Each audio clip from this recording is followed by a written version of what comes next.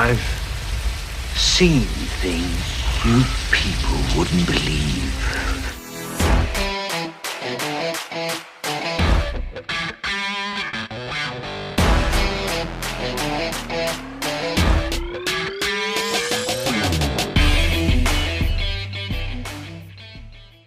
All right. Welcome back, everyone, to episode 95 of the Best Thing We've Seen podcast. My name is Flo.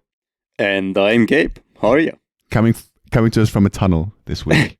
It might sound like that. I don't know what the fuck happened after we recorded last week. We went back and tested something with the microphones again. For some reason, my microphone quality just dropped for apparently no fucking reason. I really, surprised by this, and I'm really surprised if you can hear it the way we do. Yeah. But it seems to be, I don't know what the problem is. It might be software related, might be hardware related, maybe I fucking knocked the microphone a bit and something came loose inside. I don't fucking know what happened. I think you just blew its mind, The fuck did he just say? The talk was just so special and, the microphone couldn't handle it anymore.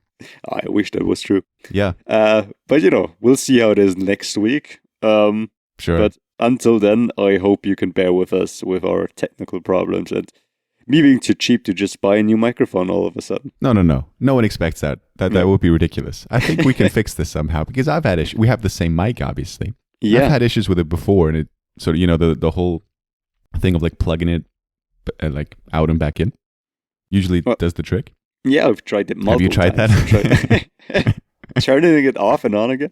Yeah. I don't know what it is. I looked up some home remedies that you can do. Like looking into the configurations, doing whatever. Nothing seemed to have helped. Right. So who knows? Anyway. Yeah, I think it's easy to get used to. It's just a bit weird in the beginning, but we'll see. Yeah. But happy belated Christmas. Yes. To everyone. Absolutely. Happy New Year. We're recording this on the 26th of December. Yes. So it's a very, very, we're right after celebrating Christmas, basically, right? We're right in the holidays. And, you might hear this episode a bit later than usual. It depends on whether or not we can finish it in time. We've had, obviously, a lot of things to do, and it's been a stressful time. But we're hoping it's going to be out on Monday. If not, then we apologize. Yeah. I'm sure it will be. I'm sure it will. Depends on the when on Monday, but right. We'll see. We'll see. How was your Christmas? Quiet, right. Nice. Nothing special, nothing to brag on about, but nothing to complain about either. How was yours? Did you wish for a microphone? Didn't think of it in time. Yeah. No, same. It was got good. A very nice kitchen knife though. Perfect. Right. Perfect. To refine my cooking so I can tell you about it. Yeah. People are longing for these tips, every time. Yeah, the thing is, I told you last week about my great MSG food. Yes, how could I forget? It was quite alright, but I gotta say, I had a very upset stomach the next couple of days.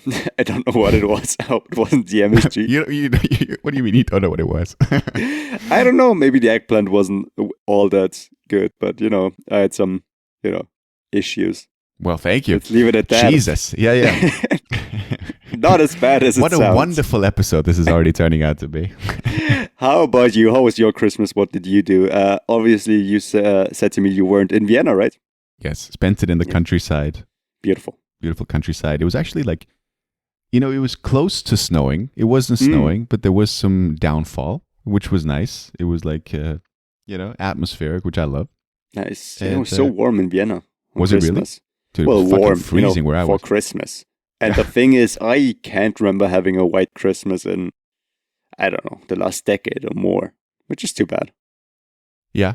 I thought about a joke there, but it would just be, Yeah, I know the joke. I know. I thought, what could I say that doesn't sound absolutely horrible? But yeah.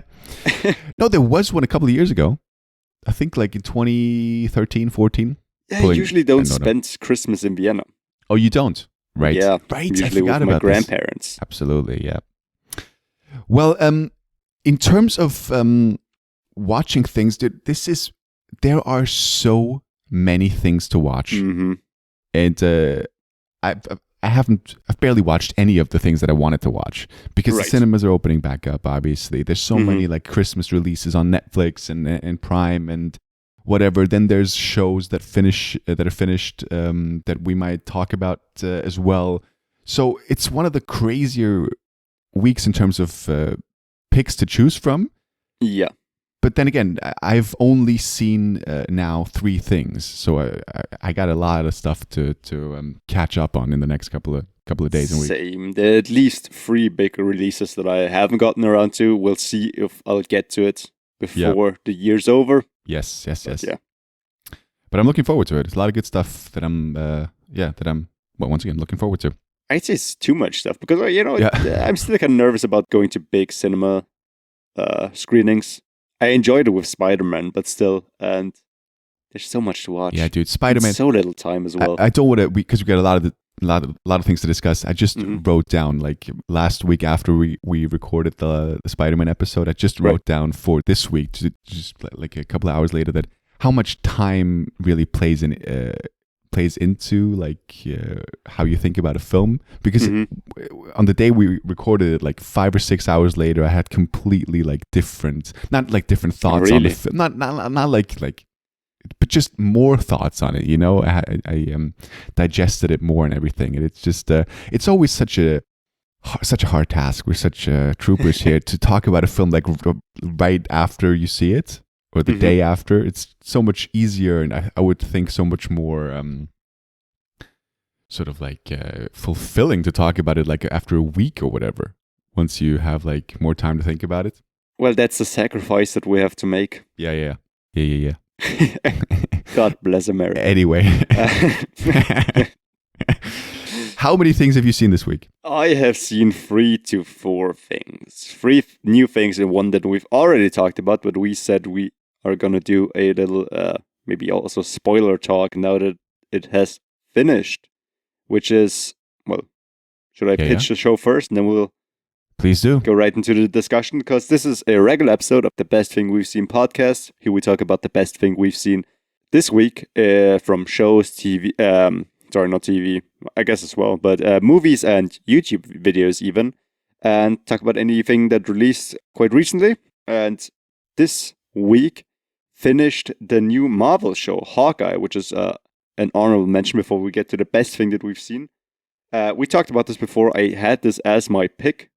Yeah. When we saw the first 2 or 3 episodes, I can't quite remember. And I gotta say, I was very pleasantly surprised until the end. I think this might be my favorite Marvel show so far. Yeah, I'm not surprised that you say that. I disagree, but sure. Should we? I don't know how, because we have so much to discuss. Should we do like a spoiler talk? I think. Let's do a little spoiler talk. Yeah, we'll put it in the Timecodes if you haven't seen the show. We'll do it really quickly. Yes. I gotta say, I think I mentioned this. I kind of got spoiled of a character showing up later, which would have been so obvious, of course, but I forgot about it. Which Who's that? Florence Pugh. Why was that obvious, or who spoiled that for you? I went into IMDb. I think I looked up when the last episode is going to drop. I think I looked it up. I don't know if it's going to finish before a year's end. And when I went on IMDb, I saw top billed actors, and she was number 3. Oh, that sucks. I saw that when I just saw episode 2. So, I don't know, 3-4 episodes before she finally even makes an appearance. Yeah. Which is too bad, you know? Yeah. I'm going to lighten your spirits. I actually got spoiled by Florence Pugh herself because I follow her on Instagram. And it was the day the show dropped, the episode where she was first in dropped, and she just posted something like 6 hours after release or whatever. By the time I hadn't seen it, sure, and it was just like, she's back or whatever, and it was just well, thank you, you know. Don't need to tell me that straight away, you know. Well, you know, promotion, I guess. Who knows if she even handles her own account. But this must have been your, not cinematic heaven, but you professed your love for Haley Steinfeld. You love Florence Pugh. Yeah, both of them going head to head. Yeah. Especially Florence Pugh, and I thought she was the highlight of Black Widow, so I was really excited about that, and I really enjoyed the whole atmosphere of it. I said this, but I think I finished watching the show on December 24th. Oh, really? Christmas in Austria. Because because I think many countries celebrate on the 25th. Yep. We don't. So I thought that's really put me back in the Christmas mood, and I enjoyed that. And I thought she had very good chemistry with all the characters. I mean, it is just her being both a great emotional character, but also so much comic relief of her that just doesn't get old for me. I don't know what it is. I don't know if it's her delivery or just, I don't know, her lines. It's your hormones. Could be. Yeah. Not gonna lie. But what did you think of the ending?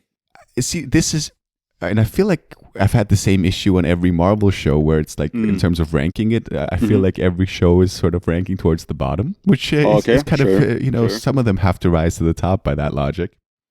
I think this is tonally all over the place. First of all, I stand by the fact that this is more of a Kate Bishop show than it is a Hawkeye show.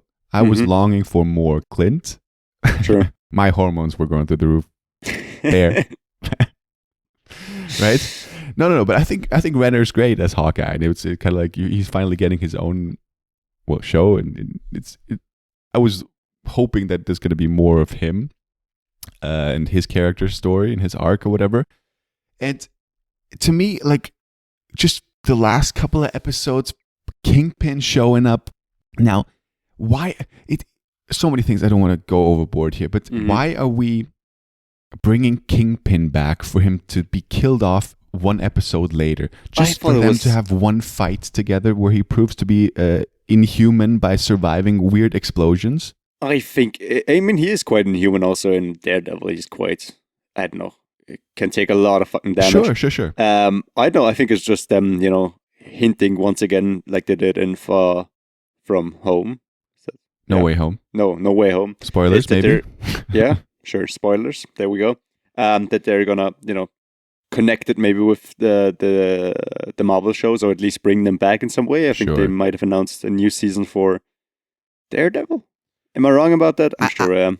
I don't think they've announced a new season. I think they're gonna bring him back in some capacity. Okay, maybe just hint at that, and maybe Vincent D'Onofrio. Is that how you pronounce his name? Vincent D'Onofrio, yeah. D'Onofrio. To bring him back, but maybe he didn't want to do a whole new season. Just, little cameo. 2 episodes? With it. Sure. I don't know. Yeah, it's kind of weird because he's the big antagonist in Daredevil, I think, and then he's gone quite quickly here. But is it going to be like a case of Squid Game, another spoiler alert, where he just gets, you hear a shot off screen, but he actually doesn't die? Where Maya kills him at the end? It's got to be, right? I mean, he's got to be dead. In so many shows now, I think if you don't see somebody die on screen, they gotta come back. Right. But then again, I thought it's Marvel. They don't have the balls to see somebody get shot. I don't know. No, that's what I thought too. They wouldn't do that in a Disney Plus show, like someone showing like someone getting shot in the head. But it's still like a weird thing. They feel like them having the possibility of bringing him back now again. Sure. Then the whole Yelena versus Clint thing, which she wants to kill him. Honestly, dude, one of the most unnecessary storylines. It was so obvious that they're gonna. At the end, he's gonna profess his love for Natasha, and she's just gonna be like, "Yeah, I don't believe you." But then at the end, yeah, you are a good guy after all. Like, why are you matching them up against each other? Like, ridiculous. I still don't know where Yelena fits in the whole thing. Is she supposed to be a villain? Is she supposed to team up with Kate Bishop in the future MCU? I don't know the character. I think she might. And I'm also kind of surprised that we haven't seen more of Julia Louis-Dreyfus's character. She's the one who tells her about Barton Clint, about Hawkeye. Clint he's responsible. Barton, Clint Barton, whatever. Is it Val? Wasn't her name Val? Could be. I'm so bad with names. But I think what's funny about that show is everybody gets their own movie, whatever. They fight big as villains. They're all the Avengers. And then, Clint Barton fights a little crime boss in New York. Which is a good thing. It doesn't all have to be about world, sure. domination, whatever. But then again, that's why I think it's kind of cool that he's also got a protege with him. It's not just his story. It's on a smaller scale. I like that. I just like the chemistry between the characters. I do agree the fight with Yelena was not necessary, and it was solved quite cheesy, in quite a cheesy way, but... Yeah. And also, like, tonally, like, at the fight at the end in the big building when everyone's fighting everyone, and then the LARPers are coming in and helping out. And her stepfather, who's actually a good guy now. The whole thing of like, someone asks like Kate Bishop or whatever, like, who's that guy? And she just goes like, yeah, he's okay or whatever, but maybe we should help him. Like, tonally, what are we doing? There's someone like fighting off villains who are like have guns or whatever, and he's just like fending them off, and we're just like cracking jokes now because no, he's gonna be fine, you know. All of these jokes, just I know what they're doing, but it doesn't fit. That wouldn't happen in real life, and I know it's a Marvel show and it's not real life, but still, there's got to be some stakes here, no? What are we cracking jokes? He's gonna be all right. There's got to be some, emotions there. Isn't it just a very classic MCU? Is it? There's over-the-top scenes. I think so. I mean... So it didn't bother me because, a suspension of disbelief in that show, it's a little silly. Maybe it's a bit more silly than some of the other movies or shows. No, it's a bit of, for me. There's been like banter between the Avengers while they're fighting, and that I can sort of believe because they, they're just having fun killing bad or beating bad guys, because they got the upper hand. But with Kate Bishop, like, I don't know, she just like fits right. Like she's barely had any experiences like these fights before, and she just perfect. It's just like she's been there all her life. Well, she was born for this. I don't know. I guess. All of her fighting scenes, by the way. I like the Boeing thing, the Boeing scene, the Boeing, is it Boeing? Bow scenes, bow and arrow scenes. Sure. Yeah. But archery scenes. Whenever Haley Steinfeld's stunt double was like performing like hand-to-hand combat, I was just like, that seems completely off to me. Nothing against Haley. I get that though. Yeah, I've had that in, I think, the first episode. I thought it would look kind of off, but I thought the fight scene with Yelena through the office, that looked kind of cool. Because mostly one shot, or with a couple of editing tricks, I'm sure. Sure. No, anyway, it's. I was entertained as well. But like it felt a bit like so many storylines that are just wrapped up in. It was kind of weird that it was only 6 episodes as well. So the whole Maya storyline. Yeah, I was surprised to see that the 6th one was the last episode, but I think tonally it was more coherent than the other shows, which jumped around even more, especially towards the end. Yeah. Maybe. And last thing, the post-credit scene of the musical, hinting, I think, at COVID, right? With the whole doctor, like, we got to save the city. I felt that... Really? I didn't think that. I genuinely thought that. Maybe they added that late, but it was the doctor, like... do you remember the scene? The musical? I Can Do This All Day? Which was obviously in the first episode too. But I read into this that was a sort of like a COVID thing of like, I was surprised they didn't name it, but then again, it's like the vague thing of like, you can interpret however you want it. Oh, I thought it's just, different jobs all coming together. I think there's one guy looking more punky, the one who's a businessman, I guess, a doctor. But maybe. Yeah, it felt like because the doctor was such a prevalent part in it that it was like kind of like, we got this or whatever. Maybe. Do your part. But yeah. Wouldn't be surprised. Yeah. All right. Let's move on. Who starts this week actually with their pick? Because I have no idea. I think I'm just going to go over to another honorable before we get to the picks, which is a Disney release. Disney Plus release. Ron's Gone Wrong. Have you heard of this? I have not heard of this. It is not by Disney Studios. I think it's by an animation studio owned by Fox, which is now owned by Disney. And it was released on Disney Plus. Oh, I have heard of this. And I think it's the first movie by that new studio, that new subsector, whatever it is. And it does feel quite a bit like a Disney movie from the style. It reminded me a whole lot of Big Hero 6 from the premise alone. That's the high characters. Praise. Yeah, with some criticisms. But, Ron's Gone Wrong, it is placed in, I guess, the near future, whatever it is, and there's a big company. And also, it's kind of a mixture of Big Hero 6 and what's the new Sony movie where they fight off androids? Sorry, Mitchell's versus the Machines? Exactly. Because there's this big company which is very much like the antagonist in Mitchell versus the Machines. Yeah. And here the company, has these little robots that every kid now has. And they're like their best friend and pretty much their social media machine, whatever. And then a young kid who's too poor finally gets one which is damaged, and he has developed artificial intelligence because he's not bound as much by the restrictions. And he becomes a very good friend of the kid. And then the company kind of finds out and wants to remove that robot. And the villain of the story, who is like the big exec of that company, is so laughably over the top. The villain with like lines like, I hate kids. Oh, no, they're going to ruin the stock. Oh, no, what are our investors going to say? And I don't care about privacy. Let's just make profit, you know? Which is so over the top. The emotional scenes were very meh, just so cheesy and predictable. So very, very predictable.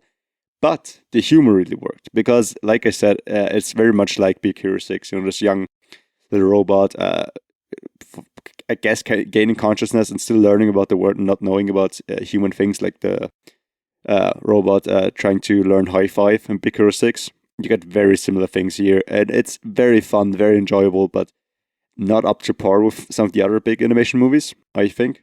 Sure. In the storyline, but I think still very enjoyable if you're looking for a new animation movie. It sounds like the Terminator scene. Wasn't there also like of them like teaching each other high fives? I think so. I think so. And I think here he also teaches him high five. The kids just want to give high fives. Sure.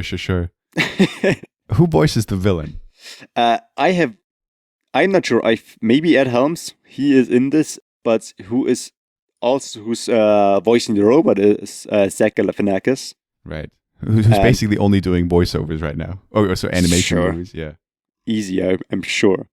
I think it's Ed Helms, or is he the dad? He might be the dad, and the guy who plays his grandmother of the kid, played by Jack Dylan Grazer, the kid from It, is Olivia Colman, which is also, further connection with Mitchell was the android, and the androids, or the machine, sorry. Yeah. Was she in that? Oh, that's right. She's the villain in that one. Yes, of course. Yeah. Yes. I mean, the ratings are quite right. I think it's enjoyable enough, but it just seems so similar to so many other things. Right. It's just a big comment on social media and stuff like that. And kids need to play more and have real friends than just these machines. Gotcha. And yeah, very simple ending.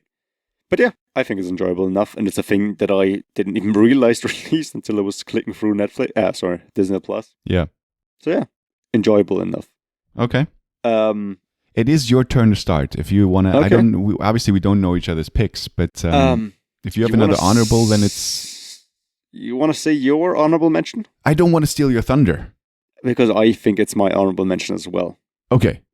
Well, because we have talked about it yesterday, if we've seen this particular film. Yes. Okay, it's not going to be your pick. Gotcha. So, months, maybe even years, over a year ago, maybe, I talked about it on an episode. I can't remember which one it was, but I had to mention the cast of this film. That was going to be, right? That was going to be in production soon. The new Adam McKay film, Don't Look Up. And I remember it, I was just listing off every actor that is attached to the project. And I was so looking forward to it. And it came out on the 24th on Netflix. As I said before, Don't Look Up, the new film by Adam McKay, starring Leonardo DiCaprio, Meryl Streep, Jennifer Lawrence, Timothée Chalamet, Kate Blanchett, Tyler Perry, Ron Perlman, and Ariana Grande. Sure. Who's else? Rob Perry, Morgan. I think. Who? Luke is his name Luke Perry? Tyler Perry. Tyler Perry. I'm sorry. Yeah. And and Melody Linsky. Sorry. Melody Linsky. Always sure. Gotta give her a shout out. Sure. Love her. Rose from 2.5 Men. Yeah.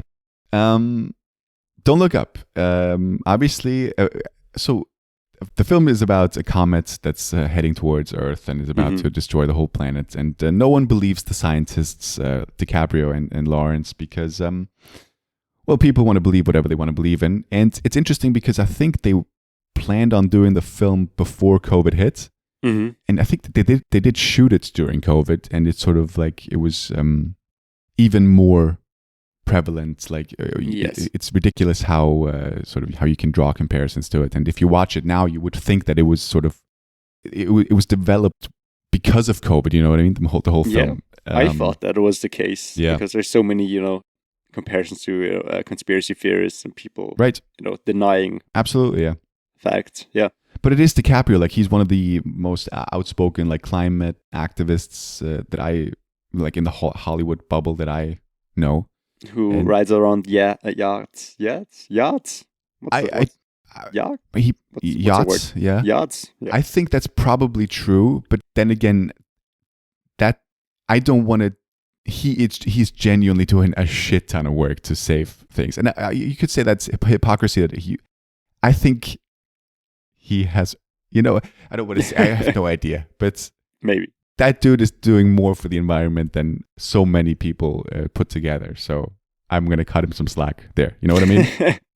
No, genuinely. Sure. That dude is just the millionaire some slack. Sure. No, but why? Why, dude? He's doing a lot of work. Sure. Yeah. For that, he really is. He really is. There's a great documentary that he did as well called what was that called? Before the Flood. Yeah. Great soundtrack score by Trent Reznor and Atticus Ross. But anyway, Don't Look Up. I think from what I gathered in my sort of close circle that everyone has already watched this. I mean, it's obviously the big Netflix film, and I was super stoked about this right up until the point where the first trailer dropped. Mm-hmm. Right then, my sort of expectations went a bit lower because Adam McKay, he has sort of established his own. I don't want to say style is the right word with obviously Vice and The Big Short.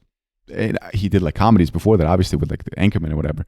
But in recent times, he's done like more mainstream like dramas with comedy elements, and he's developed his own style, which I've actually enjoyed quite a bit.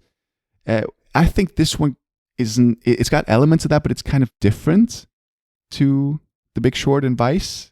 It reminded me from the humor more of Anchorman than it did of Vice or The Big Short. Maybe because this is now in a couple of years his first fictional story again. Yeah. Which made it a bit more ridiculous than the other two. Yeah, could be. But overall, I think my thoughts on this is that it's a shit ton of wasted potential. Because there were so many times when I was, obviously Jonah Hill is in this too. And there were so many times in this film where I was like, I'm watching Leonardo DiCaprio, one of my favorite actors, acting opposite Meryl Streep, and it doesn't feel special.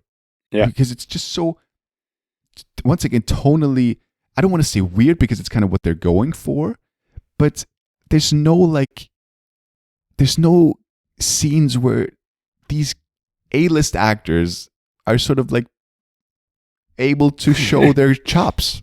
Yeah, it's very over-the-top satire, which seems more like an SNL skit than a big-budget movie. Yes, very much so. But apart from the fact that it's over long, like 2.5 hours long, I did enjoy it. It's fun to watch so many actors, and I just said that it's still fun to watch them, even though there's wasted potential there. You know, it's Jennifer Lawrence, first role in a while. Why was that? I think she just wanted to take a break.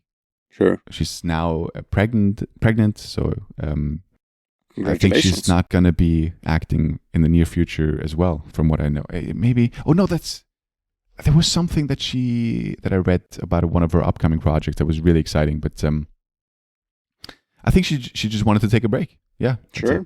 Take a break. Yeah, take a break. I'm sure it's hard work. Yeah. What did you think about what was it? Don't Look Up. Yeah, quite similar thoughts. I was looking forward to this because I knew, who was going to make this movie. I knew some of the actors. I didn't know the whole cast before I watched it. But, I knew DiCaprio, I knew Streep, I knew Jennifer Lawrence, which is enough for me. But I think I enjoyed this. I had fun with some scenes, but overall, I think I was just a bit disappointed, which kind of muddled my opinion of it. Yeah. There was funny scenes. I very much enjoyed the running gag of the major or the general charging them $10 for a water and some chips, which were for free, and Jennifer Lawrence can't wrap her head around that. Yes. Why you would do that? That was very funny, yes. I enjoyed that very much, but none of the scenes with Jonah Hill and Meryl Streep's character, I thought, like you said, there's so many great characters, and they're just doing those very over the top characters that were just more annoying than entertaining. Right, but which is what they were going for, though. It's nothing against sure. the actors. I think it's just No. like. I didn't find it enjoyable. I just, I had the characters figure it out after like 2 sentences. And also Mark Rylance's character. Oh, he of course, some funny Rylance, lines. yes. Who basically plays the character from Ready Player One. I thought the exact same tech thing. hero. What was his name?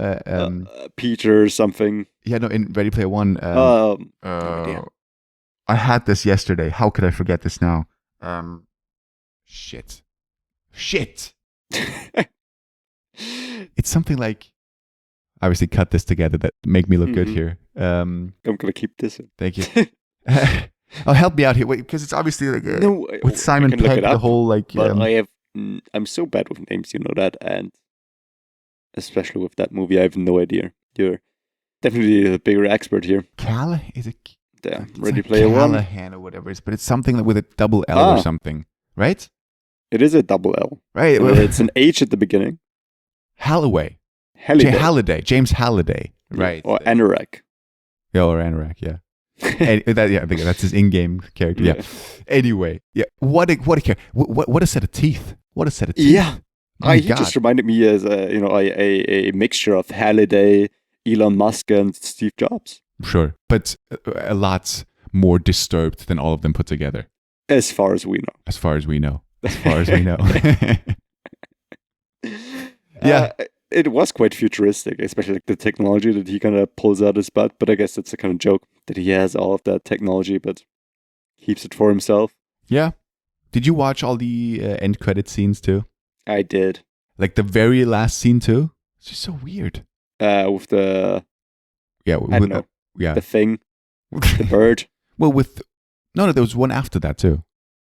Ah, yeah, with all the rubble. Yeah, with all the rubble. Perfectly described, yes. Speaking of the funny scenes, one scene that really made me laugh too was the ad with DiCaprio, like where the woman and the family with her 2 kids are just running around in the house, and then it just cuts away, or like the camera sort of pans, and there's DiCaprio, and he just it's kind of like the Wolf of Wall Street ads, where he just talks about the dangers of like misinformation or whatever, and talk to someone.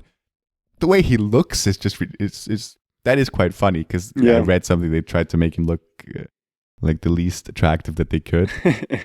And he's still one of the, like, portrayed as a very attractive man. And then obviously Kate Blanchett falling for him and everything. And I really enjoyed his cameo on the Sesame Street. Yeah. And we're all going to die. Like, what? Sorry, kids. Yeah, his character was weird though, because he does fall into the trap of like the media thing and the frenzy. But then again, is he supposed to be a good guy? Or obviously it changes throughout the film. But then just with his whole family, like with his kids, who are barely in any scenes other than like 2, and obviously Melanie Linsky too. But yeah, I gotta say, I was also quite surprised by how little of a role Timothée Chalamet plays. I knew that. How late he came into the movie. But I gotta say, I think I would have been more disappointed in the movie if it hadn't been for the ending. With the prayer scene, I really enjoyed that. Same. To stay as vague as I can. Same. I thought it was very nicely done. I thought it was a good way of ending the film, actually. I thought so as well. One that you don't really see these days. Kind of like a bold ending, which I enjoyed. Yes. And I got to make a shout out here. If this is a spoiler to you, I'm going to spoil a little cameo in the film for you. Maybe skip ahead for 30 seconds. But I'm just so happy whenever Chris Evans is in the film. Right. It's just, I don't know why. It happened in a previous film. I don't think you've seen it yet. That came out this year, which was another fantastic cameo from Chris Evans. And this one kind of like channeling his character from Scott Pilgrim. Scott Pilgrim, yes. Right. Yeah, I thought the same. But very unrecognizable though. Yeah, right. I mean, like, having no fucking opinion, just trying to be the most popular guy with both sides. Yeah. But yeah, overall, it was kind of a disappointment to me, but it's still worth it because it's such a ridiculous cast and a premise. Obviously, I mean, it deals with fucking real subjects and scary subjects, and you could draw comparisons to COVID, but obviously the nature crisis and the climate change is about as dangerous as anything. So, yeah, a fucked up world we're living in. But if this movie sort of points out any of those things, then that's commendable, I guess. Yeah, definitely. And yeah, the whole like "Don't Look Up" chant with like obviously like the Clinton comparisons of "Lock Her Up" or whatever, and yeah, many comparisons there. But yeah, anyway, that's another subject. It's your turn to pick this week. Yes. So please, what's your pick of the week? What's the best thing you've seen this week?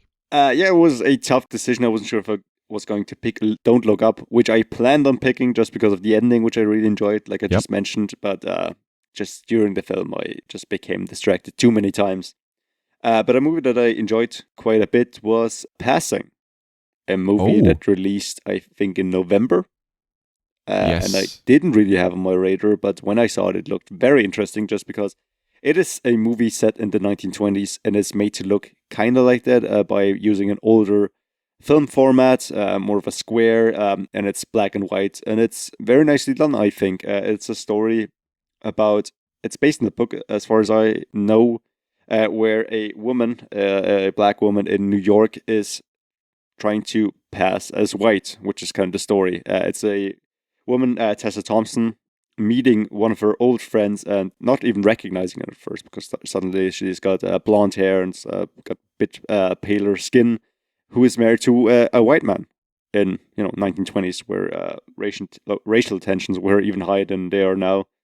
And it is a very interesting take or very interesting story about, not just that subject, but, where you see Tessa Thompson for the first time meeting her friend and then meeting her husband, who makes some very awful remarks because Tessa Thompson also tries to pass as white at times, not as much as Ruth Negga's character, who plays her friend. But, kind of judging her for that, but at the same time, kind of understanding it. And also become very jealous of her later on when her husband suddenly shows interest in her friend who's now suddenly back in her life. I think with that, we have a trailer since it is a Netflix release. Yes. So here is the trailer for Passing. Isn't she extraordinarily beautiful? I suppose. Your life is perfect. Have you ever thought of what you'd do if John found out? I do what I want more than anything right now. I come up here to live. With you.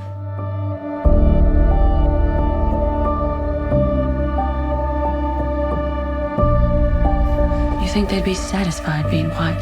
Who's satisfied being anything? We're all of us passing for something or other. Aren't we?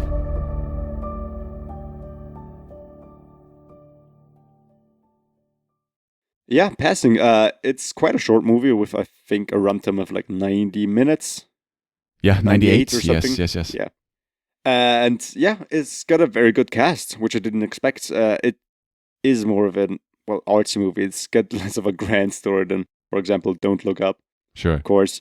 But like I said, Tessa Thompson, Ruth Negga, Andre Holland, who plays Kevin, the older version of him in Moonlight, thank you. You got Bill Camp in here, once again. Regular of the show. And Alexander Skarsgård. Yep. Who is in so many things now as well. Yeah, the trailer for The Northman just dropped recently. Yes, it looks weird because in one of the screenshots, it looks like one of them has got braces on. Sure.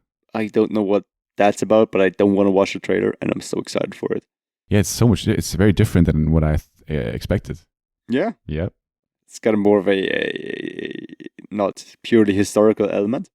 I don't know how much you want to know now. Okay.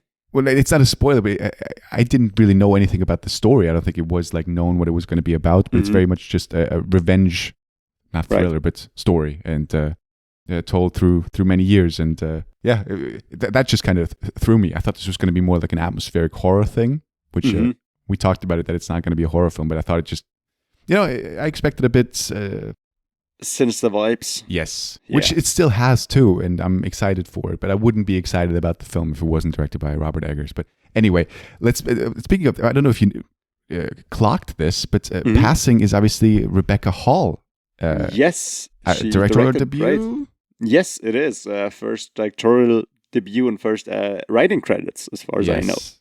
A very, very underrated actress, Rebecca Hall. I haven't seen her in a lot lately, gotta be honest. I was always quite surprised to see it was directed by her. Yeah, that was probably what she was spending most of her time on. I bet. Apparently she even wrote the screenplay 10 years ago. Oh, wow. And then kept refining, changing little bits of it until she finally got to finish the project. Right. And yeah, have you even noticed this film? Was it on your radar? Because you seemed surprised when I mentioned it, and you apparently knew that Rebecca Hall is the director. Yes. No, I'm surprised in the fact that it was more of an affirmation of that. Okay. It makes sense that this is your pick. Because you mentioned that it came out a couple of weeks ago or whatever. Mm-hmm. I had it on my radar, heard decent things about it, especially about Rebecca Hall, that it being a good directorial debut. But so many things to watch, and this one wasn't at the top of my list. Right. But I got nothing bad to say about it. I heard good things about it. It just seemed like a very, what's the word here? What's the English word for zach? I have no fucking idea. It's tough. Bit of a drag. It seemed like a bit of a drag. Yes, but I didn't realize it was only an hour 40, and yeah, it's good apparently, right? So it wouldn't be a pick. It's quite good. I mean, it's a slow movie, but it's carried by some very, very good performances, in my opinion. Yep. By both of the main actresses. And what I thought was quite interesting, it was kind of also conceived as maybe a stage play. Oh, really? The idea that both Tessa Thompson and Ruth Negga could technically both play each other. So technically, if this would be a play, that they could swap roles on alternating nights. If this were a play, or at least that was the thought behind the casting of the characters. But Tessa Thompson apparently is saying that she wouldn't want that because she really liked her character, and really was very interested in playing that character. And it shows. I think this could be nominee worthy for Tessa Thompson. Yes, yeah. I think Ruth Negga was also very, very good, and it's something way different than I expected to see, and I had even on my radar, which is why it's my pick. Yeah, it was just throughout the whole movie was consistently good, as opposed to Don't Look Up, which had some highlights and some scenes where I kind of rolled my eyes at. Sure. So yeah, it's the more artsy pick for sure. Yes. You gotta maintain your image of being. Yeah. Absolutely. Pretend like I'm smart. Yeah, sure. Yeah. I think it's funny that because Ruth Negga, she was recently in a film called Loving. So it seemed like she picks her projects and it's got to be an ing. It's got to be a progressive verb, right? In the title. Where she was in Ad Astra. Sure. Don't steal my joke here. Don't point out the flaws in my logic here. Is I don't know what else the right word for it being an ing verb? Word? Come on, school. Dude, I know grammar, but I can't fucking explain it to you. ing verb. If you ask me about, I don't know. Past participles? No. I'm looking this up. Jesus Christ. Yeah. How fucking intellectual this is getting all of a sudden. Well, apparently not, because I don't know anything. Anyway, yes. Do you have another thing, or are we through all of your things now? These are all of the things that I've seen. Okay. This week. I thought it was. As far as I was expecting one more honorable, but maybe I miscounted. Run, Passing, Don't Look Up, and Hawkeye. Yeah. Gotcha. That is my picks and my honorables. How about you? What is the thing that you've seen? Because we talked yesterday, like you mentioned, and you kind of teased that it's something maybe lesser known that released quite recently. I don't know about lesser known. I was hoping to surprise you with the pick. Sure. I'm sure you because this is a film that I have been looking forward to for a reason that is going to be very, very obvious to you once I tell it to you. And I think maybe I don't know. Have you looked it up since? You, I think, mentioned that it's an Amazon Prime release. Yes. and I was on Prime yesterday watching some South Park, and saw recently released things, and that's like the only thing that I saw that could be it. Yeah, we'll see. I already forgot what it was. I just think I know. Yeah, the direction. Well, unfortunately, even though the week is stacked, and there's so many things to watch. None of the things that I've seen have sort of blown me away. Sure. I did enjoy Don't Look Up, Hawkeye as well, and I did enjoy my pick of the week, obviously. But the best thing I've seen this week is a film called Being the Ricardos. Okay, no idea. Okay. What did you think it was going to be? There's I think there's some special on, I think, Drake and Kanye. I don't know. I thought maybe you're into music. You know me. I'm not into Drake and Kanye. I don't know. You like rap at times? You like Logic. I thought you might like Drake. I do love Logic, yes. I don't know. I have no idea what music Drake does. I know he's a rapper, but I can't name a single song of his. But there's so many other things to choose from that we don't even have time to discuss this week. There's a new Between Two Ferns episode that dropped for Christmas. Kidding me? It was very, very mediocre. Okay. Then there was the Gordon Ramsay return to Hot Ones. Yes. Which was fun. Yeah. But whatever. Long episode. Yep. I only watched the Ramsay interview. Oh, okay. I just looked up Being the Ricardos and I looked up the director. There we go. Don't steal my thunder here. It all makes sense now. No, I won't. No, I'm just kidding. Yes, Being the Ricardos is the new film from Aaron Sorkin. Mm-hmm. Both written and directed once again. What? Sorry? I was just trying to fake some surprise. Thank you. Obviously, Aaron Sorkin recently, like a year ago, whenever it was, doing The Trial of the Chicago 7. Which was his directorial debut, maybe? No, that was Molly's Game. Right. Molly's Game. Right, you're right, yeah. Yes. But he's now back with Being the Ricardos, starring Nicole Kidman and Javier Bardem. Mm-hmm. And it tells the story of the show I Love Lucy, which was very, very popular in the 50s.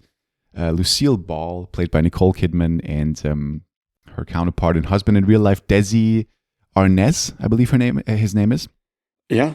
And Being the Ricardos tells the story of sort of like a behind-the-scenes look of the production of I Love Lucy and all of the struggles that happened to all of the problems that the show faced during one particular week in which Lucille Ball was confronted with claims of her being a communist. She was pregnant at the time. There were some issues with the stage direction and with the blocking of a certain scene of an upcoming show, and so on and so on and so on. And that's the setup. Let's play a little clip of it. It's called Being the Ricardos. It's now out on Amazon Prime, and as you asked me yesterday, it is included in Prime. So here we go. Here's a little clip from Being the Ricardos.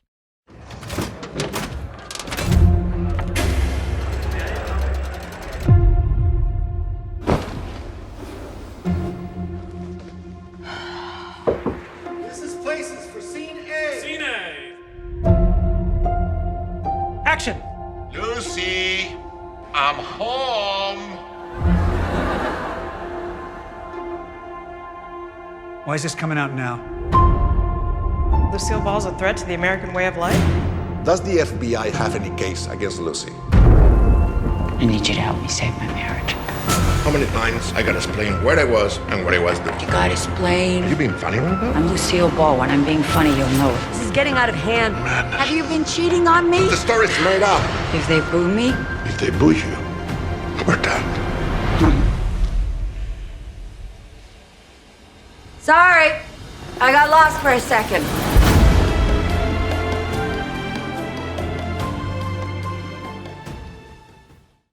Right. So you have not heard of this film?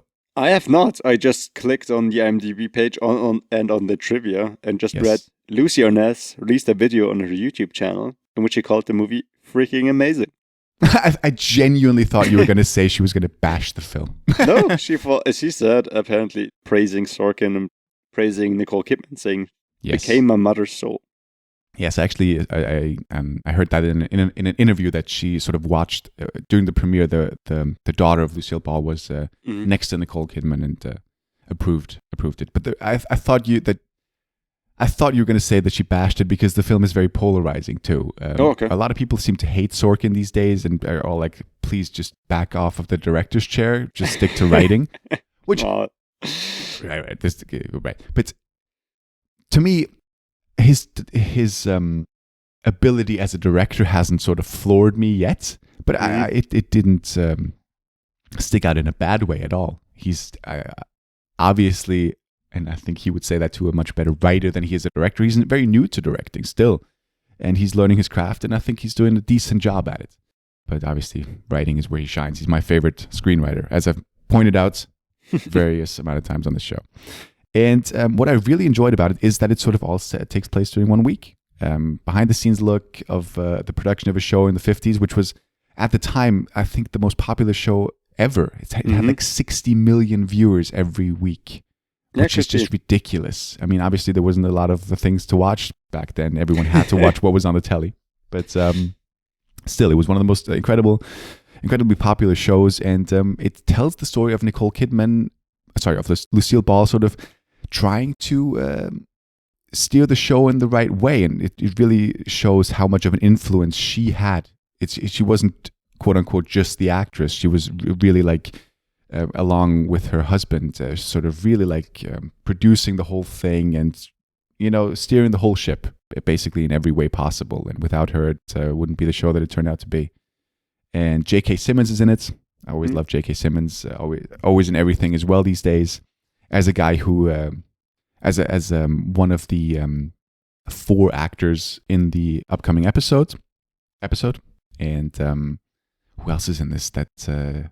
I need to point out, I don't remember the other actress's name who was in the show. I looked that up really quickly. I didn't... Vivian Vance. Vivian Vance, thank you. Yeah, no, but Nina Arianda. Yes. And Tony Hale is in this, right? And I love the way he does it too, because it seems like a documentary in the beginning where you have older people telling stories of how it was back in the 50s when they shot the show. Mm-hmm. But those aren't the real people, obviously. Those are actors too, playing the older version of the characters that we then get to see in flashbacks. Mm-hmm. A very cool... I thought it's not revolutionary, but it was kind of a smart and interesting way of telling that story. And I mean, what can I say here? There are some very, very Sorkin-esque moments in there. Humor that made me laugh out loud, which rarely happens. There's a great little scene that it's not going to be funny to anyone now not watching the film, but it's just like Desi Arnaz's like the womanizer or whatever. And a lot of, before they were together, a lot of women came up to him, and one woman just comes up to him and goes like, "Hi, I'm Patty," and he goes like, "Patty, that short for Patricia, I assume, right?" And then like whatever. They flirt or whatever, and Nicole Kidman is just at the side, just looking on. 5 minutes later, she comes up to him and talks to him and introduces herself or whatever, and she just goes like just like a throwaway line, just, "Tell me, how did you know Patty stood for Patricia?" That's the kind of Sorkin humor that I love. And there was some of it in there, but not enough for me. Like, Maybe this is one of the first Sorkin films where I couldn't point out that it is actually a Sorkin script, now that I think about it. Because it's more straight than Sorkin usually does it, I feel like. Maybe he sort of deliberately tried to, it's got fun. It is a film that is sort of like, people are, you could see it as like, they have like a wink to the audience the whole time, right? It's sort of like they're playing with everything, but it's fun. I like the way that it was compromised to the week, and it told me something about I Love Lucy. The only thing I knew about it's the scene where she's like stomping on the grapes in this huge like tub of grapes, making wine. Maybe you've seen that too. Became like a meme or whatever. Don't think so. Iconic scene of it, but I didn't know anything else about her, and it's an interesting story about an interesting couple, and especially Lucille Ball's character was very fascinating. And I don't know how accurate it is, but I think it is, from what I gather, accurate, and if the daughter's happy, then that's a good sign. Yeah, but it overall, it didn't blow me away. It's kind of like the trial of the Chicago 7 in a way. It's got some fun scenes in it. It's well done overall, but it didn't blow me away, unfortunately. I still think Sorkin's best directed film is Molly's Game, for sure. Have you seen Molly's Game? Yeah, we saw it together, I think, in a sneak, didn't we? Was that the case, really? I think so. Pretty sure. When she's like the poker host with, what's his name? Playing Tobey Maguire. Yeah. Michael Cera. Michael Cera, yeah. Yeah.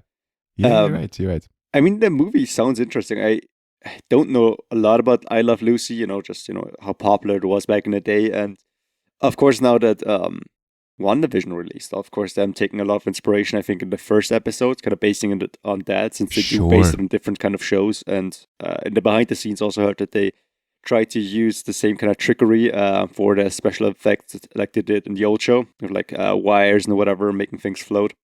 Yeah. But apart from that, I don't know a lot about the show. You don't have to. I didn't either. Yeah. I basically knew nothing about it. I just knew that Sorkin was going to make a new film, so I was going to be there. Over the moon. Yeah. Sure.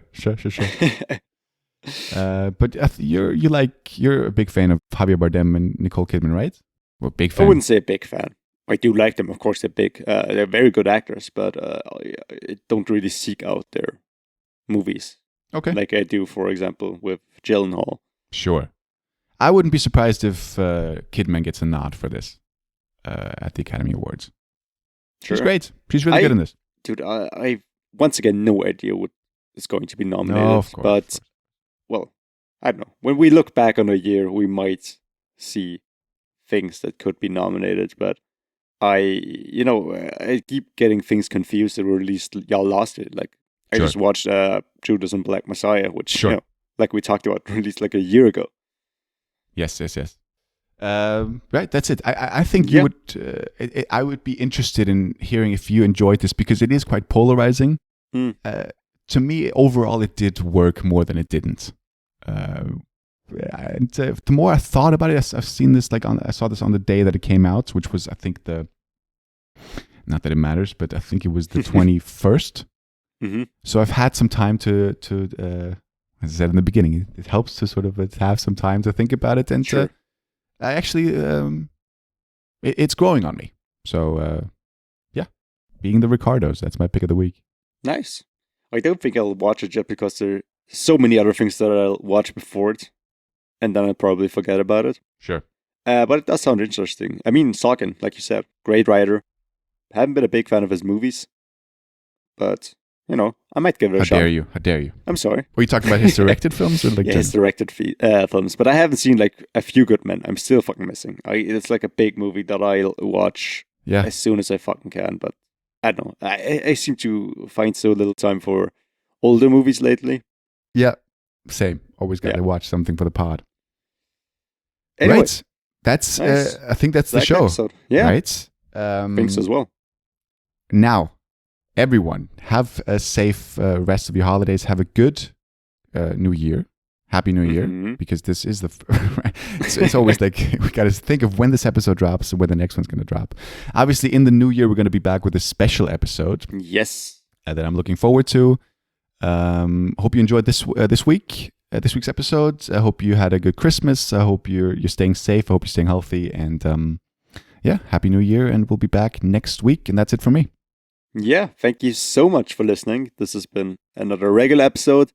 The Best Thing We've Seen podcast. You can check us out anywhere where you get your podcast from. You can check us out at Best Thing Radio on Twitter and Instagram, where you can check out the thumbnail that Flo creates for us every week. You can also see it as our thumbnail on YouTube. Consider dropping a like, a subscribe if you listen to this on YouTube, or a review on Apple Podcasts.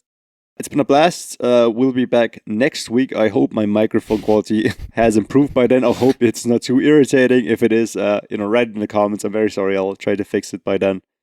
And have a great week, like you said. A great rest of your holidays, and a happy New Year. I'm just sitting here just waiting for the bye. Just trying to throw it in there at the end. Come on, give it to me. Bye-bye. There you go.